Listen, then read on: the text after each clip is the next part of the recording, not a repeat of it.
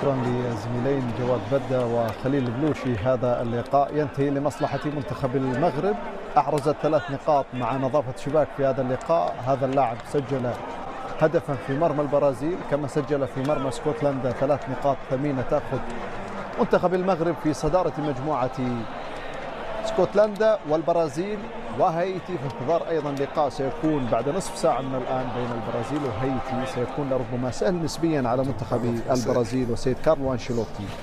بكل تأكيد هذا اللقاء يجعل منتخب المغرب بوضعية مختلفة على مستوى هذه المجموعة. الجماهير سعيدة في ملعب بوسطن بعد هذا الانتصار أمام اسكتلندا. دعونا نعيش هذه الأجواء في ملعب بوسطن بعد انتصار المغرب مرة أخرى في كأس العالم على اسكتلندا.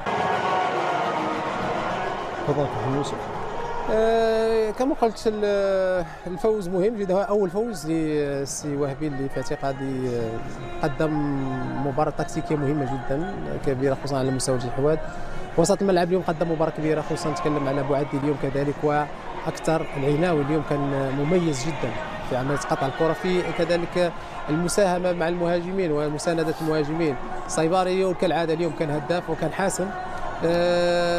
دفاعيا كنا جيدين، خصوصا الرياض اليوم قدم مباراه كبيره.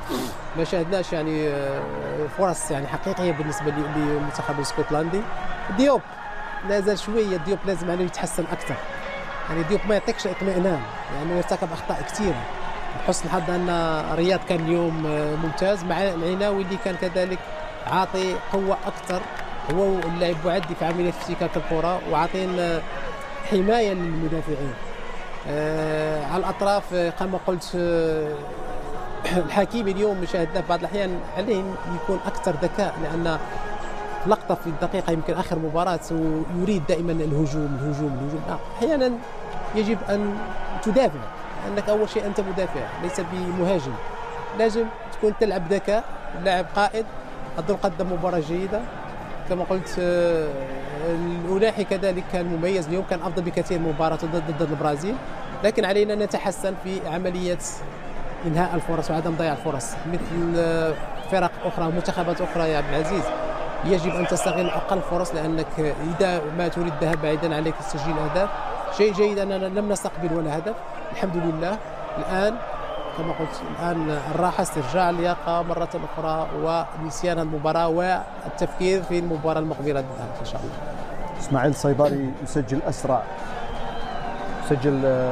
ثاني أسرع هدف لمنتخب أفريقيا في كأس العالم في 69 ثانية بعد هدف الغني أساموا جان في مرمى تشيكيا في نسخة 2006، كانت حينها 68 ثانية 2006 في ألمانيا. ونتذكر بأن ساموا جان أحد أبرز نجوم كرة القدم الأفريقية والغانية البلاك ستارز حاضرين أيضا في هذه البطولة، كما سجل أسرع هدف لمنتخب عربي في تاريخ كأس العالم في 69 ثانية في الدقيقة الثانية، منح المنتخب المغربي الأفضلية. شاهد بأن صيباري مع تعاقد بايرن ميونخ بهذا اللاعب يصبح هذا اللاعب في وضع أفضل، لأنه يقدم نفسه أيضا مشاهدينا الأعزاء بشكل مميز من خلال التسجيل بكرة مميزة رائعة على أليسون بيكر حارس مرمى منتخب البرازيل، وأيضا في مرمى اسكتلندا. اسكتلندا خسرت أمام المغرب انتصرت بهدف دون مقابل في هذا اللقاء، في انتظار لقاء الجولة الثانية أيضا بين البرازيل وهايتي في الساعة 3:30 صباحا بتوقيت مكة المكرمة بعد أقل من نصف ساعة من الآن. نذكر بأن المغرب في المركز الأول في صدارة المجموعة الثالثة ب4 نقاط، تأتي اسكتلندا بعد انتصار في الجولة الأولى أمام هايتي ب3 نقاط. كما نذكر بأن البرازيل مع تعادلها في الجولة الأولى أمام المغرب أصبحت بنقطة وحيدة فقط في انتظار لقائها بعد قليل، وهايتي في المركز الأخير حتى الآن ب0 من النقاط. غروب هذه المباراة بشمس المغرب التي استطاعت الانتصار بهدف دون مقابل على منتخب اسكتلندا، حيث صيبري مرة أخرى يسجل لصالح منتخب بلاده بعد التسجيل في مرمى منتخب البرازيل. لقاء كان رائع، كان مميز لمنتخب المغرب، ولكن اسكتلندا حتى بالرغم من المحاولات واجهت صعوبة في عملية العودة مرة أخرى في المباراة. كابتن أحمد. اولا عبد العزيز مبروك كابتن شيبو، مبروك لجمهور المغرب. فوز ممتاز بتصدروا المجموعه.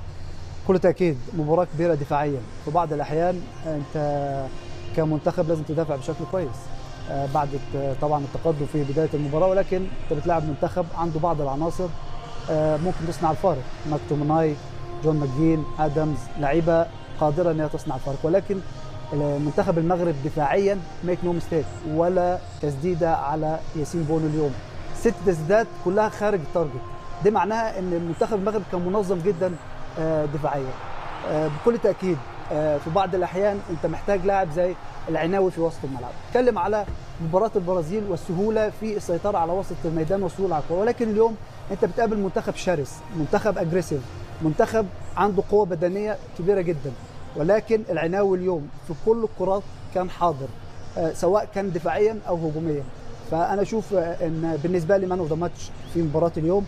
انا اتفق مع كابتن يوسف، في بعض الاحيان لما بيجي لك فرص لازم تستغلها بشكل كويس. لما يجي لك فرص لازم تنهي المباراه، لان في المباريات القادمه امام منتخبات كبيره هتكون في لعيبه تريد انصاف الفرص التسجيل بالضبط. فانا اشوف اليوم في بعض الاحيان ابراهيم دياز تماما اتفق مع كابتن يوسف في كوره سهل جدا، باص واحد كان ممكن سيباري انفراد على المرمى وخلاص تنهي المباراه. كان هناك نوع من الانانيه في عمليه التمرير. هو طبعا المهاجمين، ومعانا واحد من افضل المهاجمين في العالم في وقته، بيعرف ان في بعض الاحيان المهاجمين بيبقوا انانيين، ولكن في بعض الاحيان لازم زميلك في موقف افضل منك فلازم تمرر له. سيباري كان في مكان ممتاز، كان ممكن دياز بباص واحد كان ممكن ينهي المباراه. ولكن اجمالا بالنسبه لمنتخب المغرب انا اشوف ان هي مباراه جيده جدا، ايجابيه في كل شيء ما عدا فقط استغلال الفرص.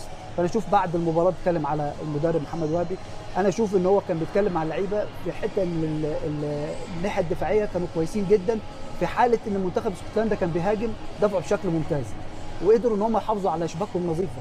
عبد العزيز في البطولات الكبيره مهم جدا انك تحافظ على شباكك نظيف، وانا اشوف اليوم منتخب المغرب كان جيد جدا دفاعيا وقدر يستغل العناصر اللي تقدر تخلص المباراه زي سيباري في بدايه المباراه، واشوف ان المباراه تعطيه ثقه.